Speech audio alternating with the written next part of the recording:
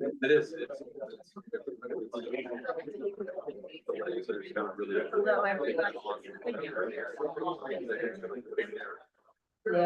Okay, we still have some people coming in, so we'll just let everybody kind of come in and get seated before we begin. So while we're waiting, if you've not had a chance to grab a snack over there, please do. I see we just got a couple people who walked in, so there are plenty of seats in the front. No one ever wants to sit in the front, but seats are available.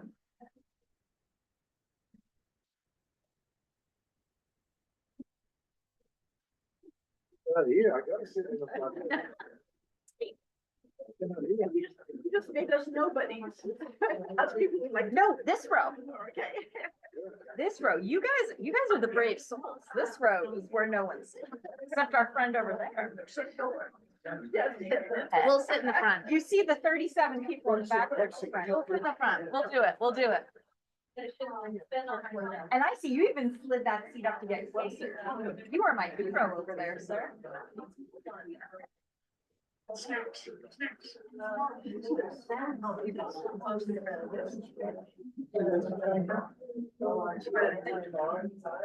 All right. Okay, hang on. Yeah. Okay.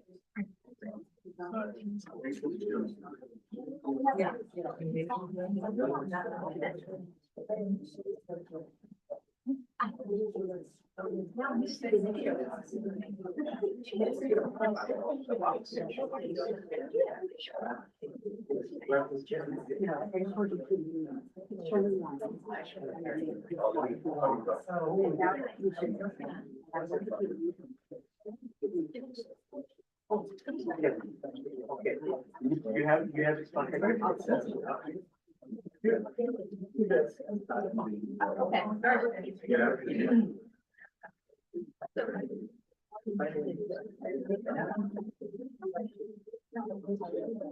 All right, so I'll just get started. I want to welcome everybody. So aloha, welcome and mahalo for joining us this evening at our monthly town meeting. I'm Mary Beth Lachak, the president of the Waimea Community Association. Other community association officers include our vice president, Nancy Carr-Smith, over there. Our treasurer, Victor Palm, who just walked in. Our secretary, Michaela Bruno. And our directors, Riley Smith, David Greenwell, Patty Cook, Chris Wong, Ryan Yushima, and Lonnie Olson-Chong.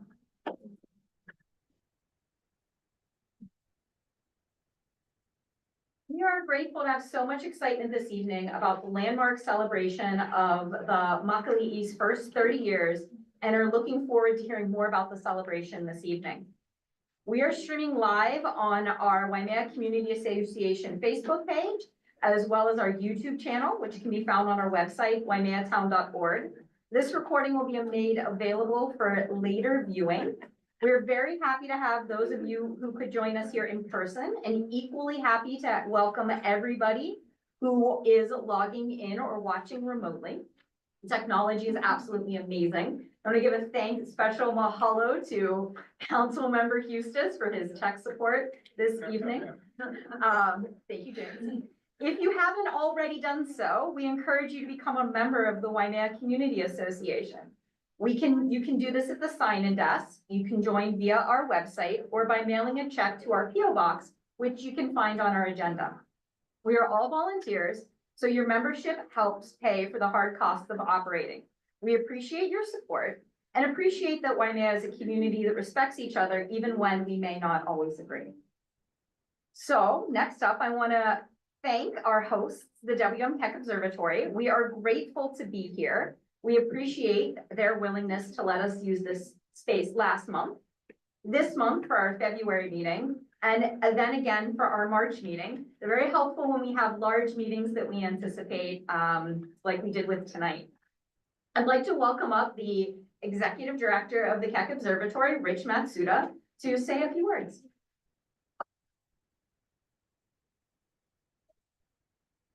Wanted to say aloha and welcome to Keck Observatory. We love having the community in here and we love hosting these meetings. So make yourself comfortable, make yourself at home. I also am happy to have the mic to say happy 30th birthday to Makaliʻi. And I just wanted to say that. I just wanted to say that, the Makaliʻi and Nā Kālai Wa'a are true inspirations to us here at Keck Observatory. And when I think of, he wa'a, he moku, he wa'a, and the lessons that gives us in terms of how we're all interconnected and our intentions and actions affect each other.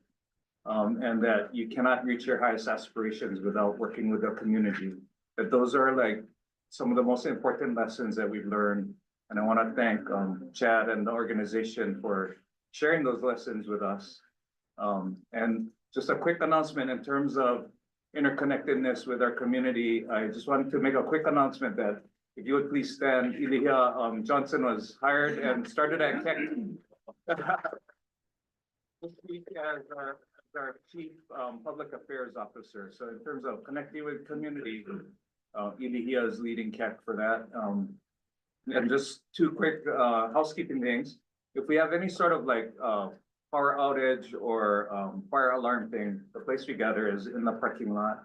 We always want to go safety first, right? And if you need to use a restroom, help yourself, just go out this door, around the corner and down the hallway. And welcome again. Hope you have a great meeting. Aloha. Rich. All right, presenters, please keep your eyes on David Greenwell, who is sitting in the row right here. He is our timer this evening. Mahalo, David. He has signs. Please pay attention to them. We also want to thank, again this month, Keith Bashan, the administrative assistant here at Keck, for assisting tonight with our tech support. If you were here at last month's meeting, you realized that there were some technical difficulties with handheld mics. Thanks to Keith and the Keck Hui, we have new handheld mics. They have new handheld mics that we're using. So mahalo for that.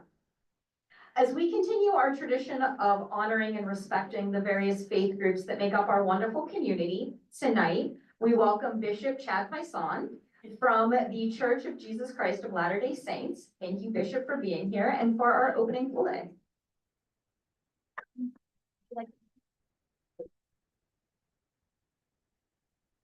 Thank you.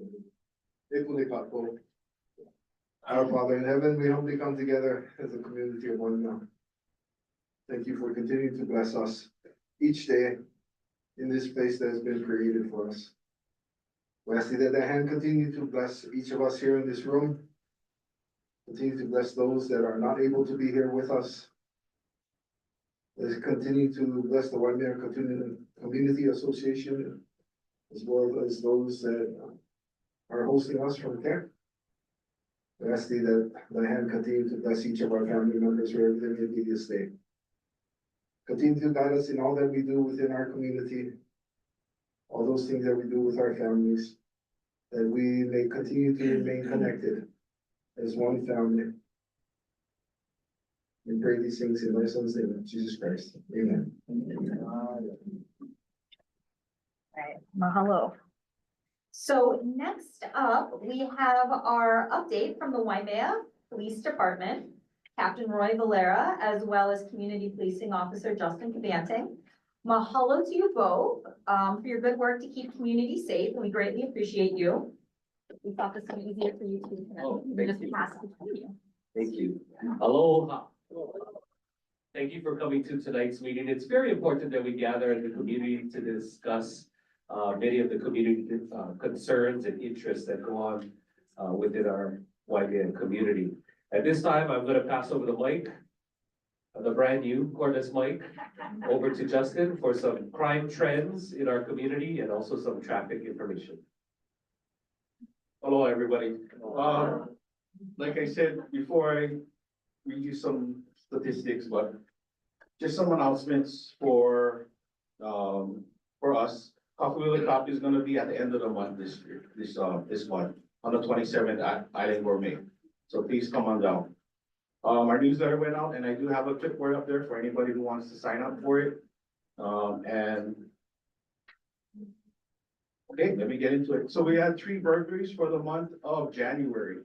All 3 burglaries, they were all secured though, so it was forced entry. So continue locking up your guys' belongings and securing your items. We did have 11 thefts. Of the 11, 10 of those investigations were unsecured or unlocked somehow. So please, continue locking your things. We did have one major, incident, involving a, car crash. Of the traffic trends, officers responded to 57 reckless driver calls in January. So that's a lot, I think, 57. We did have 9 major traffic accidents and we did have 1 fatal. Our officers did initiate 14 abandoned vehicles in our district. Yeah, so they're out there, they're hustling and they're working and they're trying to keep the roads as safe as they can. But I'll give it back to the captain before we get the signs over here. Where do we have? 22 minutes left? Up on the screens, you'll see our Hawaii Police Department Community Satisfaction Survey. It's very important that you participate in this survey. We ask that you do participate because we want to hear from you.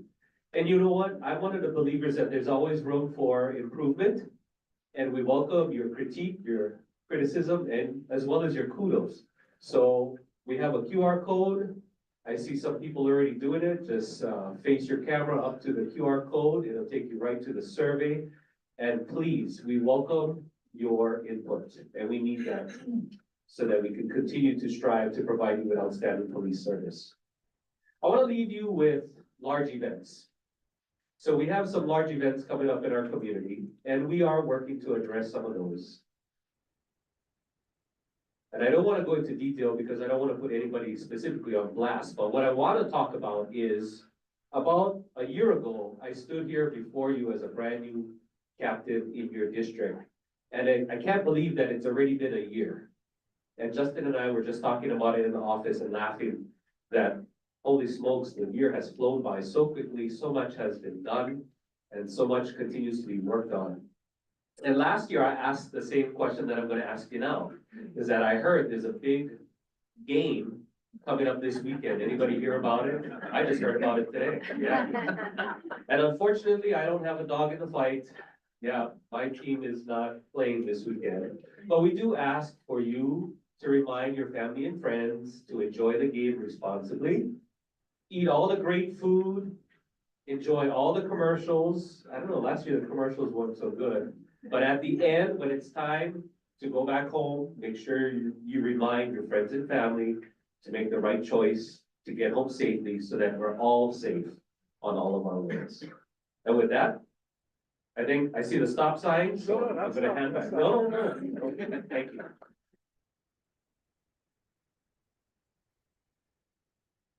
Officers.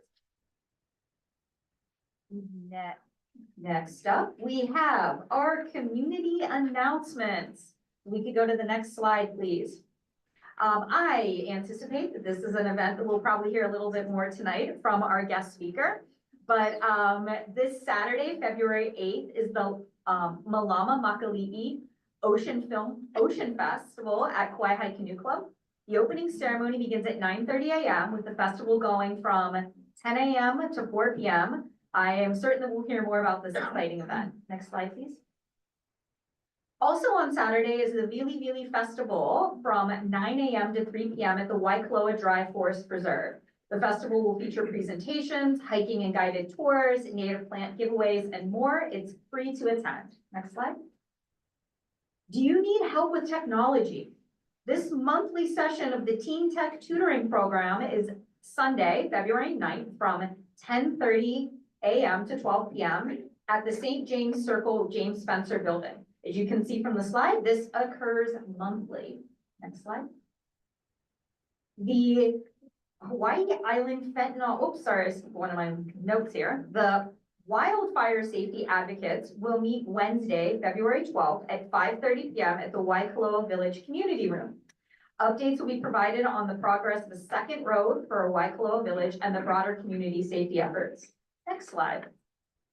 The Hawaii Island Fentanyl Task Force is hosting a sign waving by the Purdy Monument on Friday, Valentine's Day, February 14th from 4 to 5 p.m. In addition, you can pick up free Narcan this Saturday, February 8th, from 10 a.m. to 1 10 a.m. to 1 p.m. at KTA Waimea, or you can pick up Narcan for free any weekday during business hours at Tutu's House, Waimea. Next slide. The next Waimea Family Food Truck Friday event will be held here at the Keck Observatory on February 21st from 4 to 8 p.m. Next slide. The Waimea Community Weaving Hui, a volunteer advisory committee supported by the Richard Smart Fund of the Hawaii Community Foundation, invites community members to apply to be a participant for 5 learning and discussion sessions from March till August 2025. This program is intended to strengthen connections between community members and increase the understanding of Waimea's unique identity to help shape its future. You can apply with the QR code here. The deadline to apply is February 21st, and you can contact Diane Chadwick with any questions. Diane, I know is here. Please raise your hand. Diane's in the back. You got questions? Go see Diane. Next slide, please. The Engineering Bash, sponsored by the Thelma Parker Library, will be held at the library on February 22nd from 10 a.m. to 1 p.m. There are going to be lots of fun activities, and you can come and see me at the Alka-Seltzer Rocket Table. Next slide, please. Waimea Country School will hold their annual Malama na Keiki event on February 22nd from 4 to 9 p.m. The event features master classes and food courtesy of Chef Ibi Iona. You can either have, if you have questions, you can either go to the QR code, or you can speak to the president of the Waimea Country School Board sitting over there, Andrew, raise your hand. Next up, the Annunciation Catholic Church food pantry distribution will be occurring once a month now on. This month's event occurs on February 25th and goes from 8 a.m. until POW. Next slide. Scholarship applications at the Hawaii Community Foundation are now open through February 28th. With one form, you're eligible for all the scholarships offered via Hawaii Community Foundation. This includes the Richard Smart Scholarship, funded by the Parker Ranch Foundation Trusts for students living here in the Waimea area. The $150,000 is awarded by the Smart Scholarship annually in $5,000 increments. So please go ahead and apply for that. This is for people of all ages attending college. Next slide, please. The Hawaii Wildfire Summit will be held on February 28th and 27th and 28th at the Outrigger Kona Resort and Spa. Next up.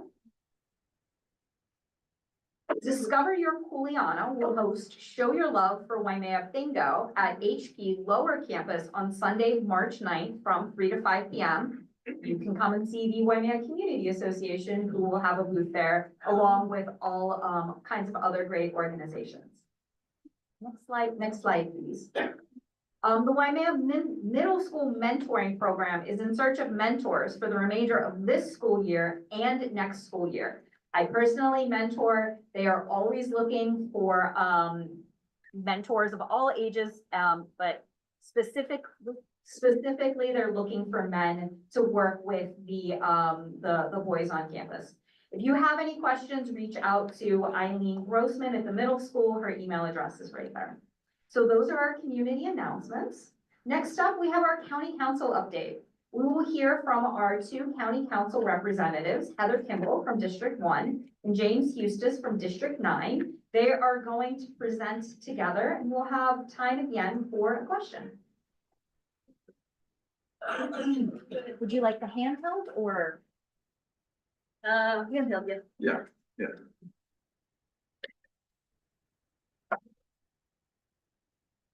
Hey.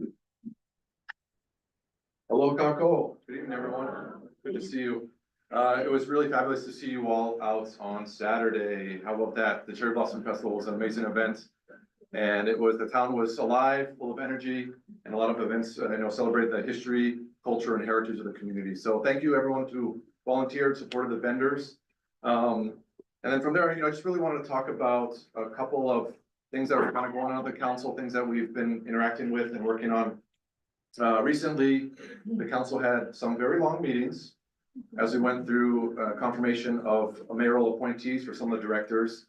And then last week, Friday, we also had a long conversation about our housing and homelessness fund. So they may have seen a press release about the mayor putting that out, but the council did confirm that. That really comes to the council and confirm those dollars going out to those programs. So this year, in this cycle, we awarded $10.1 million to 15 programs on the island. So large dollars, and it's something that we, as a council, are gonna be working for in the years ahead to really streamline that process and really work on that with the Office of Housing and Community Development. Yeah, and then myself, along with Councilmember Kimball here, we have some conversations going on about our dedicated ag program and revisiting some of that. And talking about conversations about what it means if you're no longer farming those spaces and what it means as you kind of phase out of those programs there. So some good conversations. I'm looking forward to working with my colleagues on that. And then I also wanted to touch on, you know, an interesting conversation I had today in a meeting I was a part of, and our mayor's office and Mayor Nishimoto, our deputy managing director, is here. We had some attendance from our other colleagues on the council, as well as our state representatives and state senators. But a big project for the county coming down the line is the Queens healthcare system and a regional facility on the west side of the island. So that's a really big project that they're expeditiously moving forward, and they want to have it operating in 5 years. So big goal there, big opportunity for our island community when we talk about healthcare and infrastructure. So there's a lot of key pieces that are going to be coming before mayor's office through the permitting process, and then coming before the council as we look at rezoning and we look at, you know, connection to a lot of the infrastructure needs and pieces in the Kona community. But, you know, a major piece of that is housing. And they're actually having that conversation about housing as a part of that facility and looking at, you know, 100+ units in that area that will, you know, help our healthcare system and network and, you know, attract physicians and doctors to the island. So that's really a big piece that they're considering and thinking about as a part of that regional facility. So really excited about that, and that moving forward when it comes before the council, that makes its way. And then I just wanted to touch on, you know, coming up at this end of this month, we are going to be, well, mayor's office will be releasing the budget, the draft budget. So not that long off, the council will be reviewing and going through the budgetary process. And that's when we're going to be able to change and amend and make additions, hopefully, to the mayor's budget. But we're going to see, it's going to be, you know, some large dollar figures, of course, for the budget. You know, last cycle was $900 million for the county budget. So it's probably going to be somewhere in that range, I'm guessing. And it'd be good conversations about that as we talk about big issues and small issues across the community. So I encourage you to engage during that process and really participate along with that. How are we doing on time? I just want to make sure I get my, all right, I'll pass it over here in just a moment. Lastly, you know, as part of that, our Waimea council office is open. So I encourage you to stop by at Parker Square. We're in Suite 109. My staff, Kendra, here is in the audience tonight. And it'll be a space where you can provide a remote testimony. So in the second half of this month, come on in, you can provide remote testimony for council and committee days. And with that, I'll pass it over to Councilmember Kimball. Thank you so much. Thank you, Jaden. It's been a great addition to the council. So happy to work with him. And I was talking to him earlier today, and I said, you know, when you're running for office, you're kind of like the dog chasing the car. And then when you get elected, you're the dog with his teeth latched around the bumper, being dragged and bumped all over the place. So he's doing a great job keeping pace with the whole process. And when the captain was up here, I was thinking about Major Bird, who used to come up here and give a lot of the presentations, who is now officially Deputy Assistant Chief, the first woman in Hawaii County. So I'm gonna start local and then go to the state, since we don't have our state delegation here today, and then come back to some local stuff. I just wanted to talk a little bit about where we are with the short-term vacation rentals. So I am moving forward with that, but we're gonna break it up into 4 separate bills at this stage. We've been talking with a company, a provider that basically goes out and scrubs all of their VRBO, Airbnb websites, and then gets those TMKs, those properties back to us, so that we can compare to what we've got registered. Anybody want to guess how many short-term vacation rentals we have indicated in this county? 20,000. That, not that bad, but close, no. We have about 11,000 short-term vacation rentals in the county. Anybody want to guess how many we have registered? About 4,500. Yeah. So we don't register, of course, host vacation rentals. So some of those are the ones that are unregistered, but we have a feeling that we're missing quite a few. And hopefully through the legislation that we're working on, we're gonna separate just the registration and the hosting platform compliance, so Airbnb, VRBO compliance into the business chapter of the code. So we don't have to go back through the planning commissions for that, and then we'll separate the land use piece out. As I mentioned last time I was visiting you guys from DC. It's nice to be warm again. It's really cold over there. But I'm gonna talk about some of the state bills that are of interest to the county. So if you get pen and paper, some of the ones that we're looking at are House Bill 376, Senate Bill 472. This has to do with conveyance taxes. So it proposes a tiered system so that when properties are sold, that conveyance tax portion of that would actually go to the counties to be able to support affordable housing efforts, homelessness efforts, land conservation, things like that. The next that we're looking at is, conveyance tax is 377, Senate Bill 469. The House Bill 376, Senate Bill 472 is, has to do with cesspools and a tax credit for when people convert from cesspool to individual wastewater systems, septic systems, would create a pilot program for compliance within the Department of Health, and would also change the tiering so that not everybody's done at 2045, but the priority ones would have to be converted sooner than the priority twos and then the priority threes. One of the things that we're running up against is we can't possibly convert all of the cesspools by the timeline at this stage. We just mechanically can't do it. So we need to prioritize the order. House Bill 380, Senate Bill 468 has to do with flavored tobacco products. We are what's called a Dillon's Rule state, which means that the state gives the county all of our authority.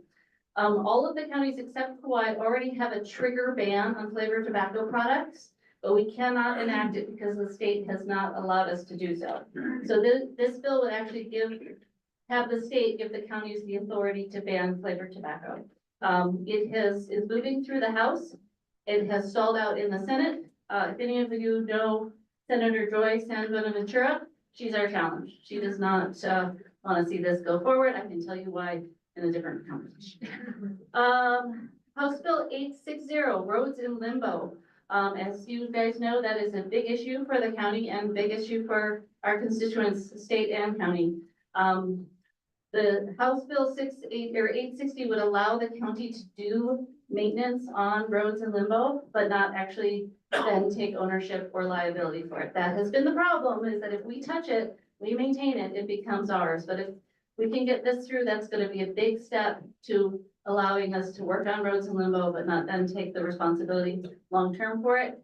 Americans still have to find the money. Once we get that, we still have to fund it, but we'll talk more about that later. And then last, I wanted to talk about the GE tax extension. So the county gets a 0.5% additional surcharge on your GE tax. So this is House Bill 375, Senate Bill 467. We use that extension, that tax mostly to fund mass transit, although the state has allowed us to use it for other things like infrastructure for housing projects. It's a really important revenue stream for the county, and it expires in 2030. So we have these bills going forward to the state house right now so that they can start the conversation about whether or not they will extend it for us. This brings me back to local. There is a lot of interest at the state legislature to force the counties to raise property taxes, because they believe that that is a more just, more fair, more progressive way to collect taxes. And so the proposal is to gradually pull back things like the GE, like portions of the TAT, like portions of income tax that have been coming to the state. I'd love to have all of you read. I wrote an article for Civil Beat. It was published on Monday. It's down in the Community Voices section. It talks a little bit about all the different tax systems in the state, what the county services are. What we're asking for right now, and I hope you will join me, is saying to our state folks, okay, yes, our tax systems are a little out of whack. The GE, for example, is not very progressive. It's actually, it hurts lower moderate income people more. So maybe we need to look at that, but at least let us into that conversation before the state starts dictating to us that we need to do it all here at the county level. So please check out that article. Hopefully you'll find it informative. And yeah, I've gotten the red sign. I was gonna ignore you, but I guess. With James up here, I gotta behave myself. I think Mary Beth is gonna let us take one question. Okay. That was All right, we will do one question. All right, and Chris is gonna grab the mic, so straight ahead in the back.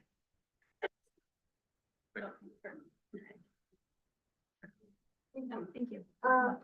As far as property taxes, would you be supportive of having a grandfather clause so that residents who have been on property for more than this generation or this last 5 years or 10 years aren't taxed because there's multi-million-dollar properties going up next to them?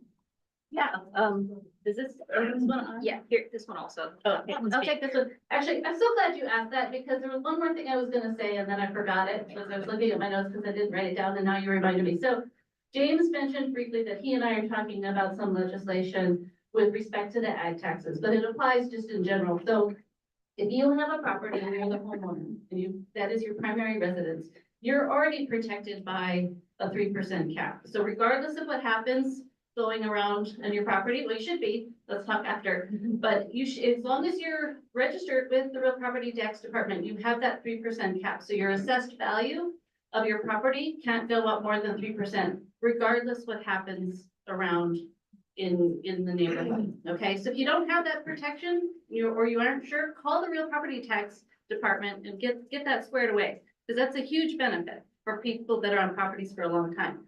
But one of the things that had been the case before is if you were in one of the ag programs, either the 10-year dedicated program or the non-dedicated ag program, you couldn't also get the homeowner's 3% protection.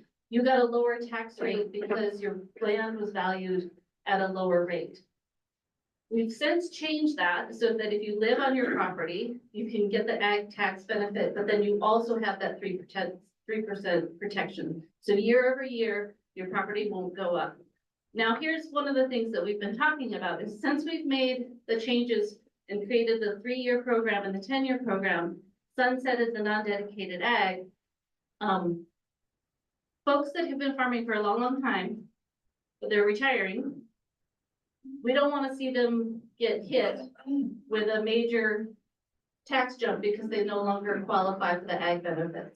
So one of the things that we're looking at is that if you've owned your property for a certain amount of time, and we don't know what that time is going to be yet, and you've been in the dedicated ag program or the non-dedicated for a certain amount of time, we'll start you there instead of having you go automatically to the market rate, and then you'll have that 3% cap. So that's our proposal to, we're working out some of the numbers right now, maybe it starts at year 55, 60, we don't know. But that's our thought is we'll start people that are coming out of the ag programs on the plate properties that they live on at that rate that they're at now, and then just gradually with the 3% have that increase rather than a huge jump with the market rates. Do you want to add anything to that? Taxes are my jam. I love taxes. So I'll just add that, thank you. Yeah. Councilmember. It's this concern, came up about, protecting the generational homes and those families that have been here a long time. So happy to, really dive into those conversations.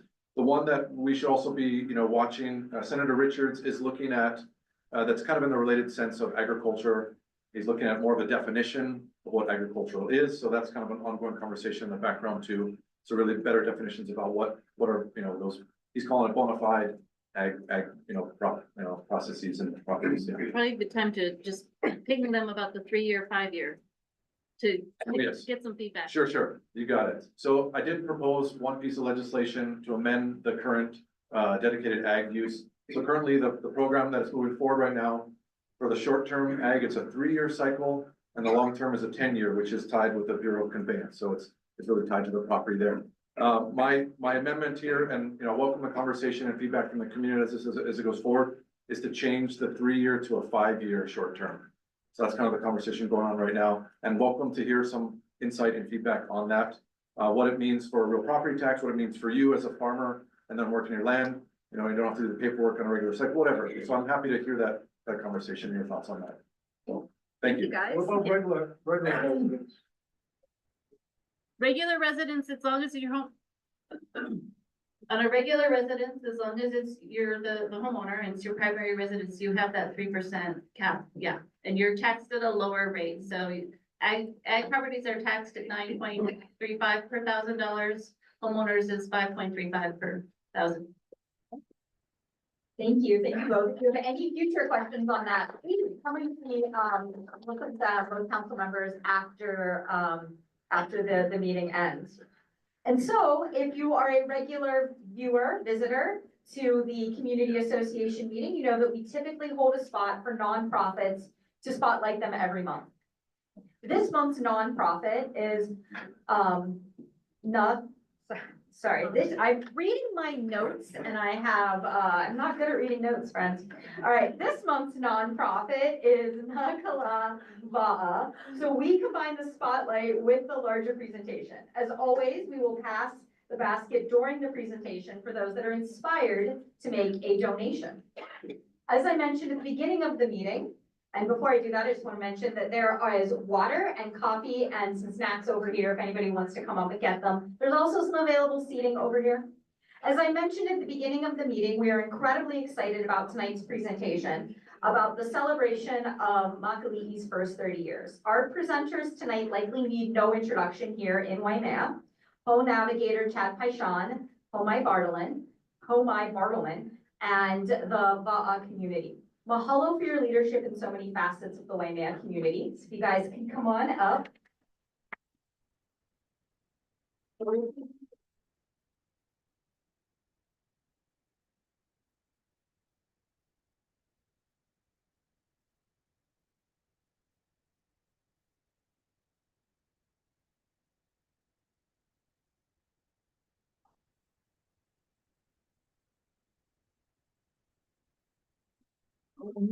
Large. Okay.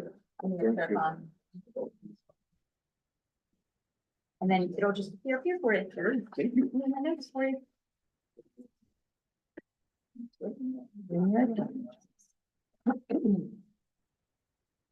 Malana mai ka ume puna me hilo, hele mai kona me kohala me hamakua e ka ere o ai pio he pola o maiki, he uka o ai mea he awa ka wai hai, he kupe no ka wa'a o poli au, he pala mauna wa ke a iluna, Pa'akua hili te ali'i ka wa'a, o ia i ka hana nā tue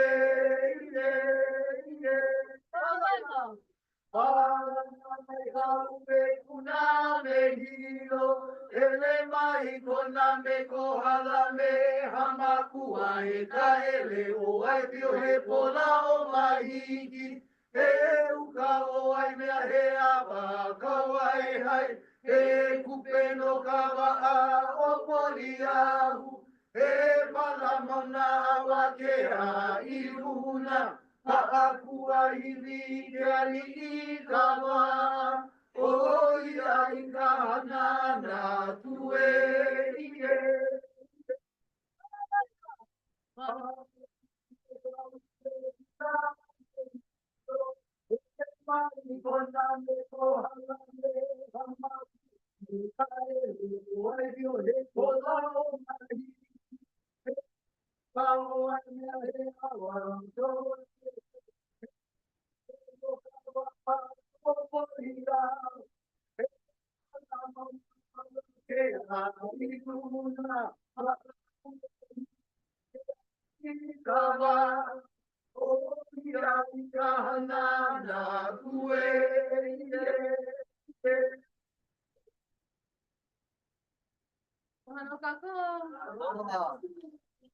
Hey, hello, how's everybody doing tonight? Hey, I walked into this room and I got nervous, and part of it is because like some of my first bosses are in this room. And some people decided to first give me a job are in this room, and or called my parents, and I was on the side of the road doing things I wasn't supposed to be doing. That's not the typical meeting makeup. And so wanted to start with this chat malana which is really an excerpt of a larger chant that Queen Emma actually wrote when she ascended Mauna Kea. Her kuleana, and the reason why she came to this island was because she was positioning to become ruler of a monarchy at the time, or a kingdom at the time. And her opponent was Kalai Wa'a. So Kalai Wa'a went abroad to go ahead and solidify treaties and support, and Queen Emma actually came back to Hawai'i moku, and went with a team of individuals and family members from Waihai through Waimea. They ascended the Mauna from the Wahine Kea side of the mountain, and went to the top. The kuleana that she gave herself though was to swim in Lake Wa'a. And the kuleana that she gave herself, and the purpose for Lake Wa'a was because she believed that that is the highest point, or the pi'o of Hawaii, of the Pacific, if you will. And it is at that space where she made promise with herself to be able to swim in Wa'a. The kuleana that she requested herself was that of putting herself back into the taproot, to that which connected her to the essence of who Hawaii is. And so with that said, we offer Malana Ka'u. One of the greatest opportunities though that she captures for us in that particular mele is the opportunity of being able to see the entirety of the island from that space and from that place. And in that space, being able to call out to all of the different moku of this island, and being able to see how the island actually was able to be buoyant and lana like that of a canoe, suspended on the water. And so I think 30 years has taught us that, first and foremost, that we're island people. And that when we start to lose the island way of knowing and thinking, that potentially we lose a little bit of ourselves every time. And aloha, and kamaina, and hapili, and malihini aloha no. My name is Pomai Bertelmann. I am Chad's other half. But before I go ahead and get started with the first 2 minutes of whatever I have to share and say to all of you is aloha nui to this wahi and to this aina. Aloha nui to Waikoloa, to the stream that runs right here in this space. Aloha nui to the kupa of this aina who have been here for generations. Aloha no to Pu'uki, to Pu'uwawaka, to Pu'uhoku'ula. And behind that, the kiahi that continues to steward this Nāhelehele Pu'uohu. The one that continues to make the mist, and the one that continues and allows for water to flow. Aloha no. 30 years is a long time. 30 years is a long time. And it's a long time when you are building something from the ground up. And so I'm gonna ask all of you to just think about what that project was, what that thing was that you built from the ground up. Whether it was you by yourself, or whether it was you with a few people. And then I want you to think about that one thing that you helped to build from the ground up, that was gonna be seated in your community. What did that look like, and what did that taste like, and what kind of craziness did you go through, but also what kind of clarity did you go through? As I'm standing here trying to figure out exactly what I want to share with you about my relationship with this 30 years, it is this. I asked you the question about what is the one thing that you needed to build from the ground up, because I was fortunate in my household to have visionaries. And then for those visionaries to have other visionaries.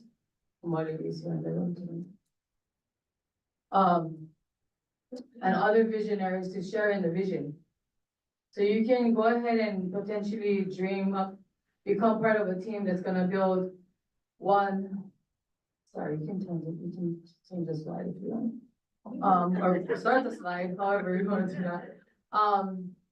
But it's one thing to be able to have a vision, but you need to have people who want to join you in that vision.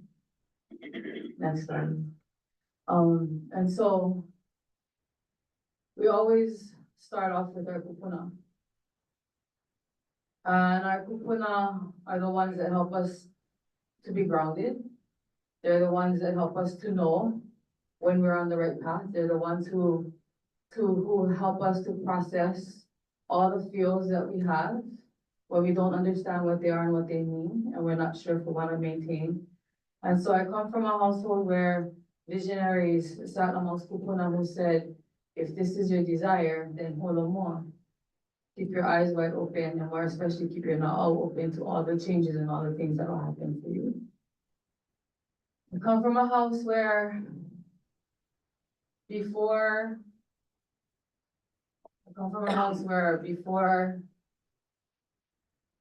Okula was launched in 1976, I'm not sure that my ohana knew that they would be part of the building of canoes again. Because I'm pretty sure that for all of us who are sitting here, or Pilikamaina to Wa'a, to ocean, to kai, to moka, to all of the things in between, that in circles and circles and circles generations ago, that we gathered and we created canoes or buildings or tools. We did that collectively, right? Somewhere back in our DNA. I'm not sure that when Hukula launched, I'm not sure that when Hukula moved, 1985 to 1987, voyage of rediscovery, that we were even certain, even still at that time, that we were going to be building a canoe for Hawai'i moku. But I am certain that by the time 1988 came around, 89 came around, we were clear that there were going to be canoes that were going to be built for this island. Next slide.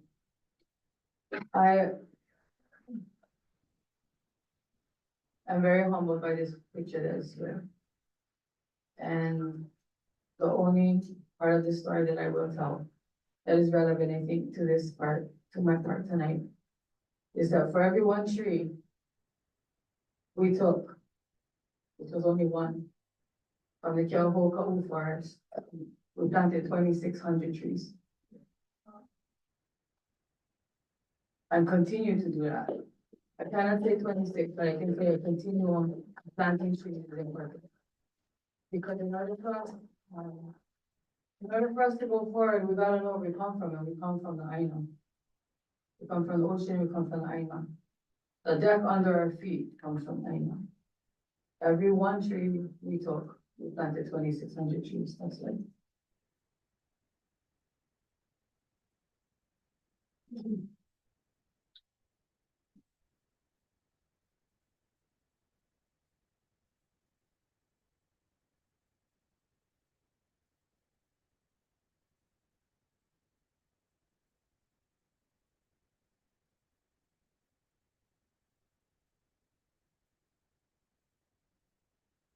On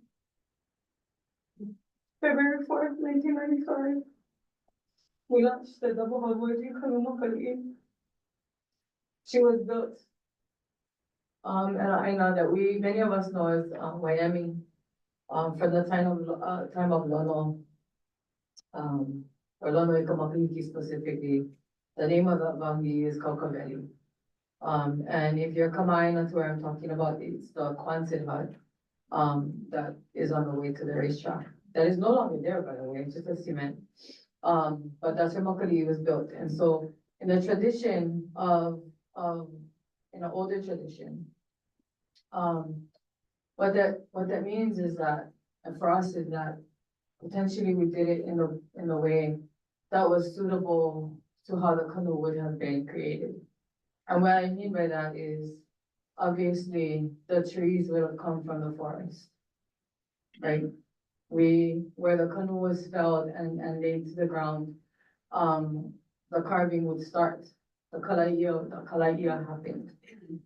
To one, lighten the vessel, two, to be able to create it and fashion it so that the canoe could be transported easily. And so the canoe, if you will, in a mindset, was birthed in the nahele of the mind. The mind created the kino birthed the tree, and we worked and Kalai Wa'a at Waimea or Kokaveli. At Kokaveli, it took us 9 months to build Makaliʻi. 54-foot double hull canoe, and many of you folks here are contributing to that. And so again, on February 4th, 1995,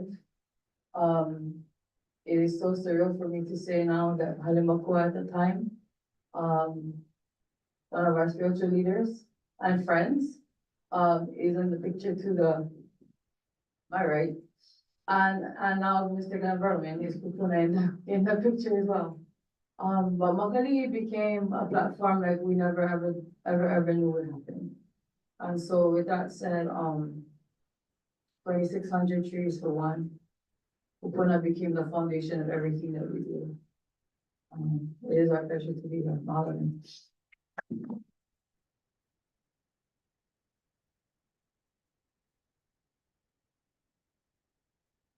I'm gonna ask you to repeat after me. Nā Nā Kālai Kālai Wa'a. That name was given to our organization by Kupuna, who after the men that created the first canoe that was built, which is named Maulua. After the men completed that canoe, which took them about 2.5 years, about 2.5 years to complete, because that canoe was built all by hand.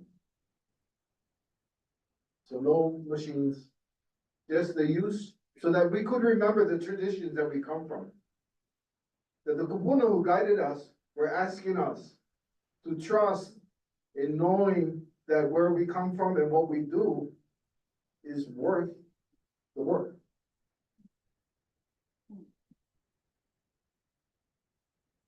That after that work of felling that tree in Keoho, after replanting the forest, after taking that tree from Mauka to Makai in Honau, after the work that was led by Papa Pius Maupiailu from Saddlewalk,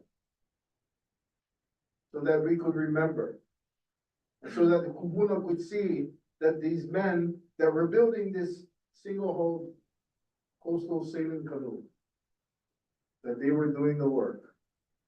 So when that canoe touched the water in Honau 2.5 years later, then the kupuna said, now you are Kalai Wa'a. Now you are canoe builders. Nā Kālai Wa'a was born. It was from that time, after the creation of Maulua, that the kupuna said to Pomai's father, Pomai Bertelmann, now go and build a voyaging canoe. As Pomai said, 9 months, at that time, unheard of, that you could build a voyaging canoe in 9 months.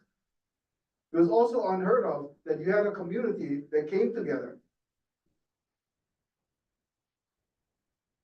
That although when Pomai was the secretary for the organization, she knows the amount of money that was in the account, which was $38. But beyond that, there's a community who believed in the work. That's what we're celebrating. Because that is who we come from. We come from this community that believes when we come together to do things, nothing can stop us. When Makaliʻi was launched on February 4th, 1995, in Kauai High, LSD landing, originally the thought was that the canoe was going to go in the water around noontime so everyone could be there. Change of plans. The decision was to launch the canoe at dawn. So as the canoe was lifted, as she was slowly being lowered into the waters of Kauai High, there was a rainbow that started north in Kohala. There was another rainbow that started in the south towards Kona. All of us that were there were watching this. As the canoe slowly started to go into the water, there was this light rain, and it was sunny. There was this rain that started. The other thing that happened was that rainbow joined together over the canoe. And then it came into the harbor. And then a second one formed.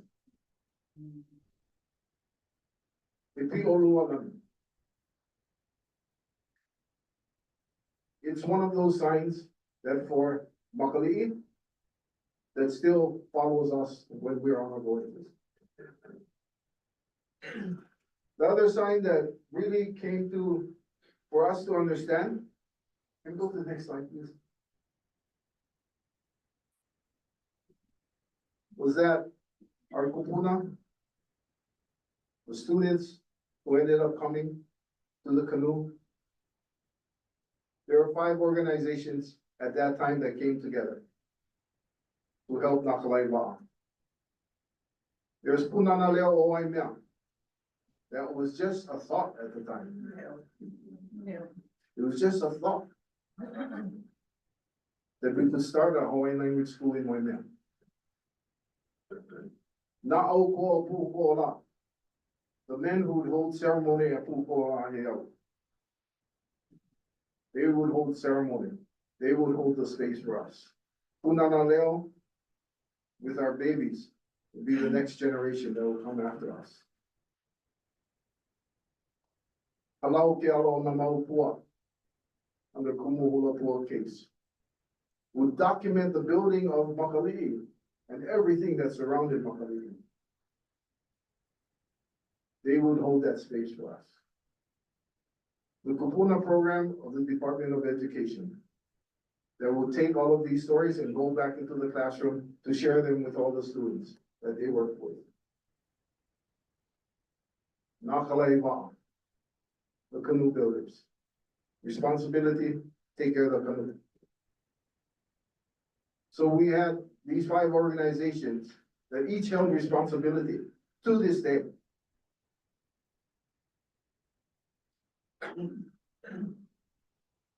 From our kupuna to our babies.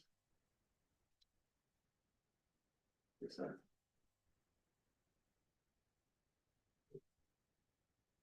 It was really in the sense that any time that we could come together in our community, that we could share this understanding, that we could share with our community the lessons that we learned from the deck of a voyaging canoe. As Pomai shared, it's really those lessons that we take from our moku, where we come from, that is then put onto the wa'a. That now there is a saying that goes, he wa'a, he moku, he moku, he wa'a. Our canoe is our island. So our island is a canoe. That everything that our ancestors needed to not just survive, but to sustain them for generations upon generations, came aboard the deck of a voyaging canoe at one time with them. That included each of the individuals that stood aboard the deck of that voyaging canoe, their knowledge, the things that they carried with them and the resources, everything that they needed came with them aboard a voyaging canoe. And that's who we come from.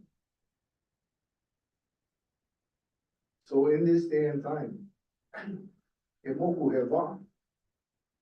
It's not just a metaphor for us. It's real. And when we say it, we mean it. Because when we're out there 1,000 miles from any landmass, everything that we need is aboard that wa'a, is aboard that moku. And the only way that we can be out there and to be successful in anything that we do is because we come from a community that supports that. That for maybe the 14 of us that stand on the deck of a voyaging canoe, there's at least 100 that is supporting that one individual. At least that. So when we teach the next generation, values that we hold.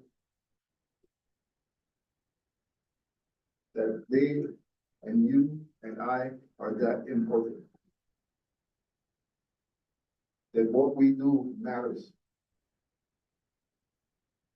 Understanding all the vital importance of the resources that we have on this island will help us. Again, not just survive, but to thrive as a people. Next slide.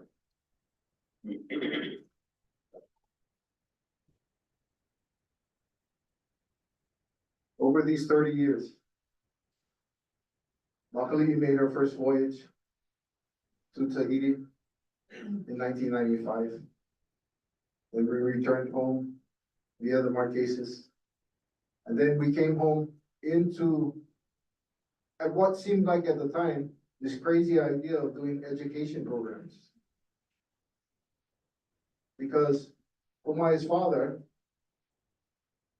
just thought, because he had this very supportive wife, Miss Dee Bertelmann, mahalo for supporting him, that we thought about doing programs for high school kids. Yeah, let's just bring them all together. Sounds good. Let's take them for 2 weeks. Okay, we'll teach them how to sail the canoe. Great, they can just stay all here with us.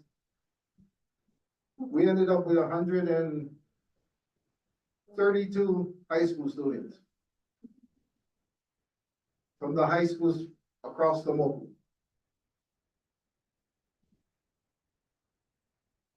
It was a crazy idea in the beginning. In the beginning, they were each separated because they did not know each other. So you could tell what school that was and what school that's Hilo High, that's Waimea, that's Moku, that's. By the end of the voyage, you couldn't tell what school they're from. All they knew was that now they were able to sail a voyage together. That they were able to support one another. Unbeknownst to us, they had made a pact amongst each other to be support to each other. Because many of them started to be involved in Mayday programs.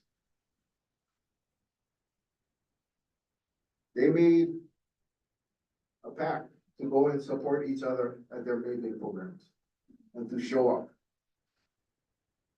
which they did. Many of those students now are teachers back at their alma maters, which is a surprise to many of us, that they actually continued in education. But they're amazing teachers as well.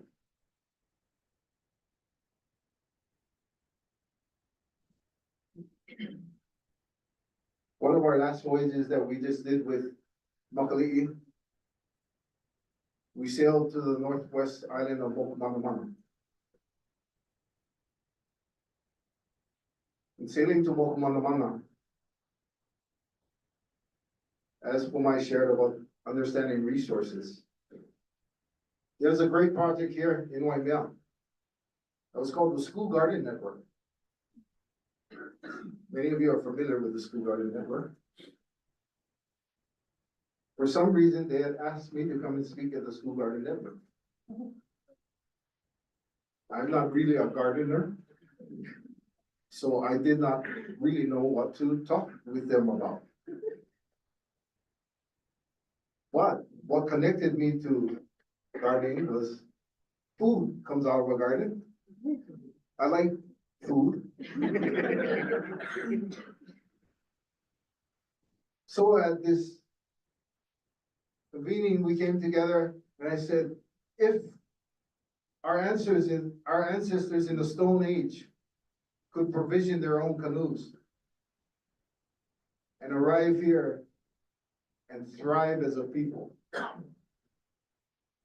in the Stone Age, where now we have everything at our fingertips, is it possible that we can still provision one voyaging canoe. It was just like this, it was silent.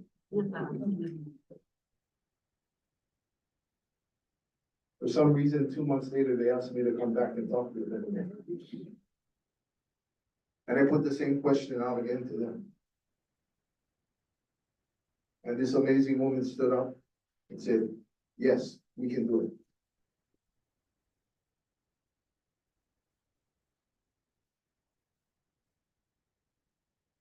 Our voyage to Moku in 2019. Makaliʻi was totally provisioned from food from this island. First time that that has happened in generations. When we stopped along the way to the Northwest Hawaiian Islands, we stopped at other communities. We were so well provisioned, we left food in the communities. First question, where did you guys buy this? We didn't buy it, that's from home. What do you mean it's from home? Our community grew it.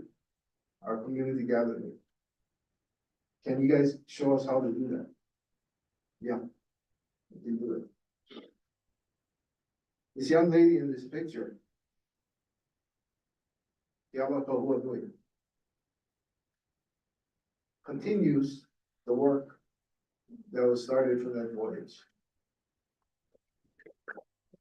In these 30 years, she now continues to teach people how to provision.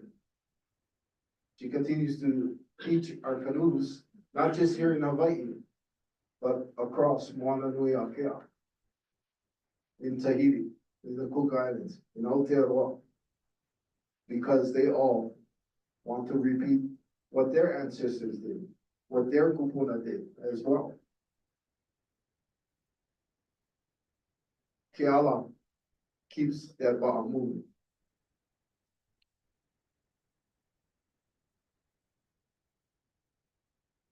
The opportunity that we have to continue to share what we've learned from people like Mao, from people like Clay, from all those that have stood before us. Ale Makua, and Pali Kanakore, and to Marie Solomon, and Uncle Sonny Solomon, and Okioki Manu, Daddy Ann Solomon, and Nā Kālai Wa'a.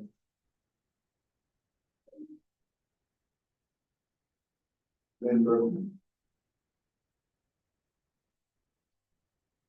We continue to pass on their stories to the next. Because one day they will take our place. As the kupuna had asked us a long time ago to do the work, to make sure to not be afraid to work hard, because it's all worth it. Makaliʻi is fortunate. We're almost 3 generations in. Those babies that once were at Punana Leo and are standing on the deck of the voyaging. That's the legacy that our community comes from. That's the legacy for Nā Kālai Wa'a to continue to support. It's a legacy that understands that we all play a very important part in the success of our future. Each of us. Look to your left, look to your right, who's behind you, who's in front of you. We all stand on the deck of this voyaging canoe together. So when I see you in the community, I know that you play a part in the success of what I do. And likewise, I do the same for you.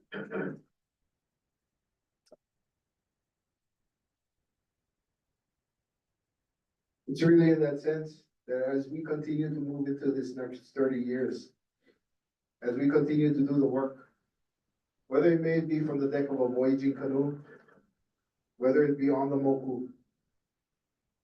Nā Kālai Wa'a has been very blessed over the years.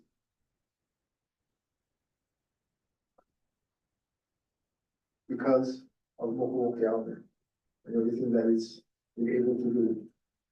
In being a representative. So like I mentioned earlier. So when we leave on a voyage, we know that there's so many more that we may not even know that stand in support of us. That the very least that we can do is give back to our community. Because each of you has allowed us to grow. Next time. It's really in this sense, we say make ready. All the time it's make ready. Because as long as we're ready, when that call comes, and we'll be able to step up. When the call comes, when we're standing on the deck of the canoe. When that call comes, when we're standing on a moku. And hopefully each of us are ready. That each of us are doing everything that we need to do in order to be able to see far beyond that horizon. Mao told us a long time ago. In order to be a navigator, you have to be brave. And being brave, you trust in the words of your ancestors. I hope that for each of us, the words that we speak, allow those that hear our voice and trust in those words. That for each of us, that we can understand the part that we play.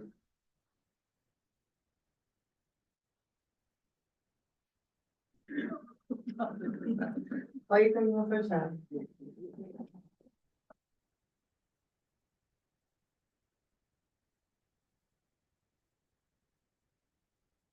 So we would be very remiss if we didn't go ahead and just have our Ohana Kuluna, please. Come on, guys. It really takes a village to make anything possible. Yeah, if you're gonna do Nā Kālai Wa'a, please go out, that's what's happening. Everybody.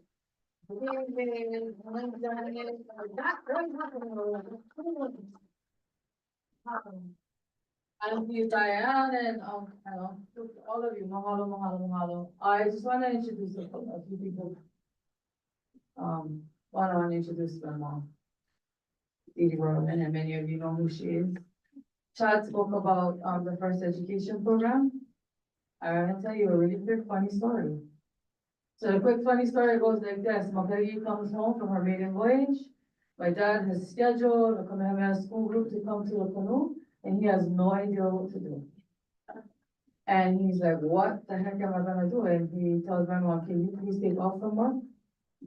She's a teacher at the time, and he says, can you please take off from work so you can come and help me figure out what to do with these kids? She's like, are you serious? He said, yes. She said, you booked the program without having a plan? He said, yes. This is the plan. Yeah. Balance is always necessary. She's that individual for him. And to also just reintroduce, but also introduce on Komori Dixon. Aloha mea Komori.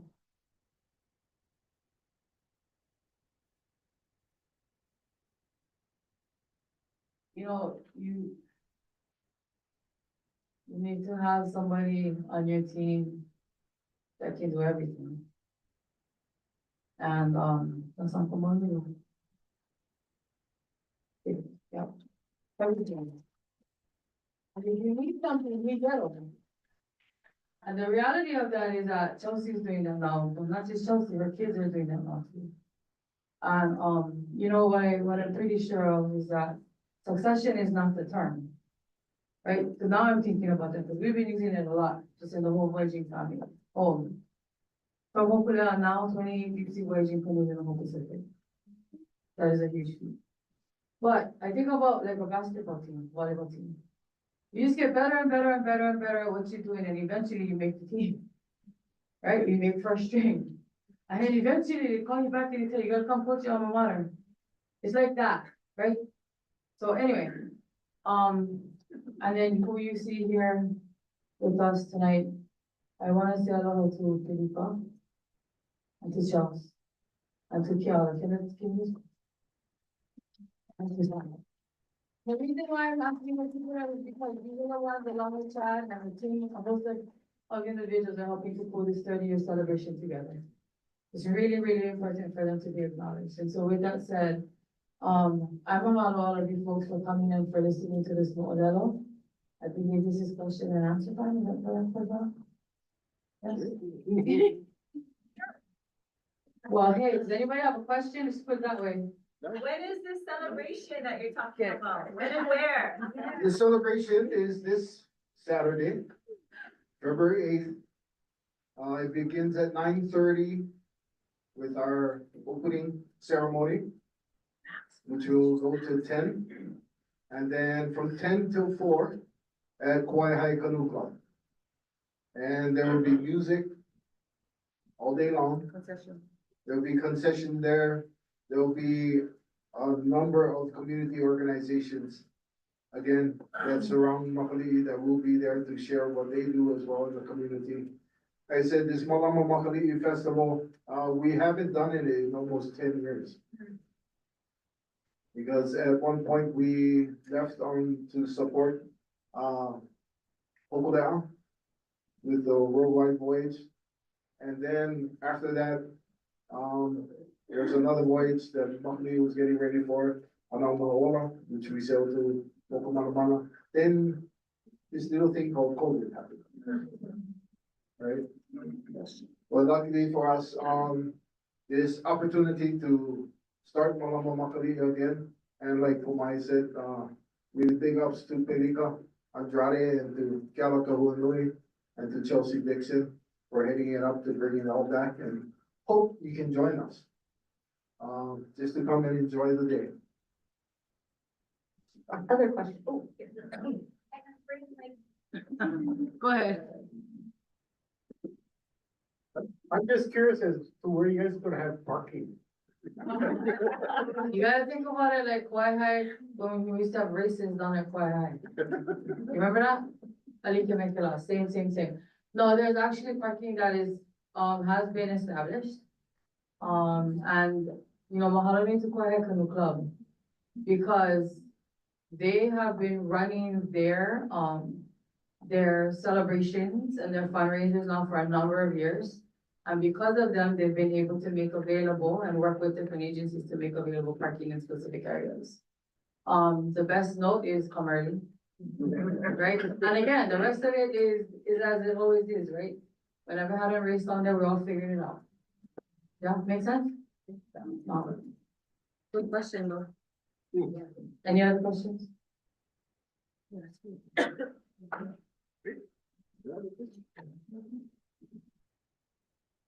Mahalo again for allowing us to be here, to allow us to share with you.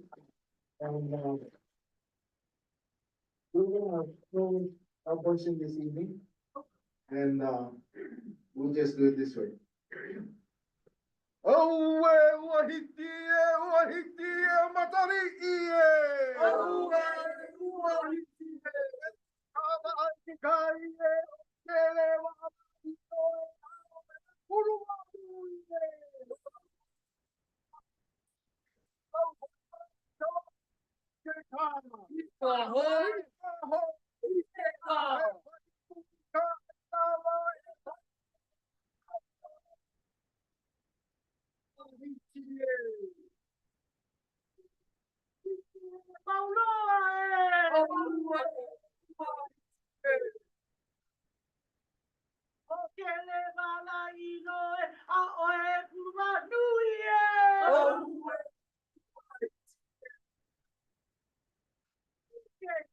Ika hoe, ike ka. E pai mai la e ka ina e au e. Ika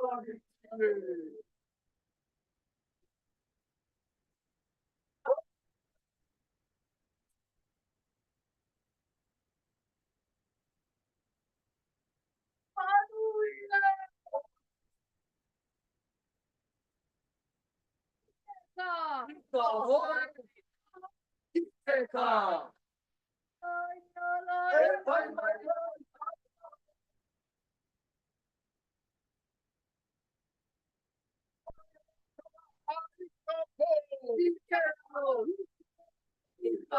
E hua kai holo i ke kai e, hoi mai hoa mai e, au mai e. Wahiti e, wahiti e, o matari e, au e, wahiti, wahiti, matari e. Kawa ai ke kai e, o ke le wa'alai no e, a oe e, wa'alui e, a oe, uai, uai, uai, kawa, ike ka, ika hoe, ika hoe, ike ka, e vai aku i ka ainala, e vai mai la i ka aina e, au e,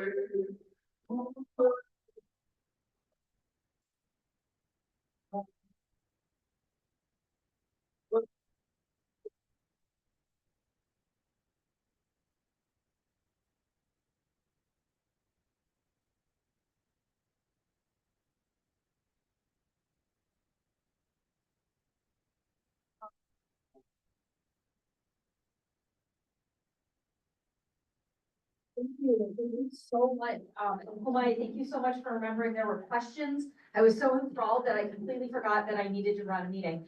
So, thank you for remembering that part. Mahalo again for everybody for coming tonight. I hope that you're all able to attend the, celebration this Saturday.